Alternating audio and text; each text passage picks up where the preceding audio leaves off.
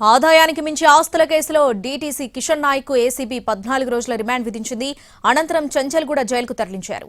అంతకుముందు రోజంతా సోదాలు ముగిసిన తర్వాత డీటీసీ కిషన్ నాయక్ ను ఏసీబీ న్యాయమూర్తి ఎదుట హాజరుపరిచారు అధికారులు. మరోవైపు కిషన్ నాయక్ కస్టడీ కోరుతూ ఏసీబీ కోర్టులో పిటిషన్ దాఖలు చేయనున్నారు అధికారులు. ఇక ఈ రోజు కిషన్ నాయక్ బ్యాంక్ లాకర్ తెరవనున్నారు ఏసీబీ అధికారులు. ఏసీబీ అధికారుల సోదాల్లో దొరికిన స్థిర చరాస్తులు 400 కోట్లు దాటాయి. దాడులు జరుగుతాయని ముందే ఊహించిన కిషన్ నాయక్ బంగారాన్ని పాట్ బజార్లోని అజిత్ జ్యువెలర్స్ లో ఉంచారు. నిజామాబాద్ లో కోట్లు విలువ చేసే కమర్షియల్ ప్రాపర్టీ గుర్తించారు.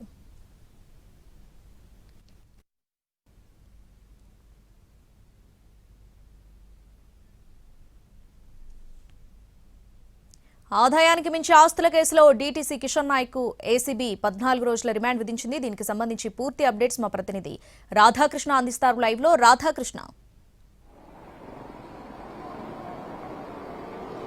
శ్రావణి, ఆదాయానికి మించిన ఆస్తుల కేసులో నిన్న 11 ప్రాంతాల్లో సోదాలు జరిపిన ఏసీబీ భారీ తిమ్మింగలాన్ని పట్టుకోవడం జరిగింది. మహబూబ్ నగర్ లో ట్రాన్స్పోర్ట్ డిపార్ట్మెంట్ లో డిప్యూటీ కమిషనర్ గా పనిచేస్తున్న కిషన్ నాయక్ ను నిన్న దాదాపు 8 గంటలకు పైగా కూడా సోదాలు నిర్వహించారు. ఉదయం 11 గంటలకు మొదలు పెడితే రాత్రి 9:30 వరకు కూడా ఈ సోదాలు కొనసాగాయి. ఆ తర్వాత రాత్రి 9:30 ప్రాంతంలో అతన్ని అదుపులోకి తీసుకుని ఏసీబీ కార్యాలయానికి తరలించారు. ఆ తర్వాత రిమాండ్ రిపోర్టు సిద్ధం చేసిన తర్వాత ఇవాళ తెల్లవారుజామున న్యాయమూర్తి ఎదుట హాజరుపరచడం జరిగింది. న్యాయమూర్తి అతనికి 14 రోజుల రిమాండ్ విధించడంతో ఇవాళ ఉదయం 5:30 ప్రాంతంలో చెంచల్గూడ జైలుకు తీసుకుని వచ్చారు. చెంచల్గూడ జైల్లో అతన్ని రిమాండ్ చేసి ఇక్కడ నుండి ఏసీబీ అధికారులు వెళ్లిపోయారు. ప్రస్తుతం కిషన్ నాయక్ చెంచల్గూడ జైల్లో ఉన్నాడు.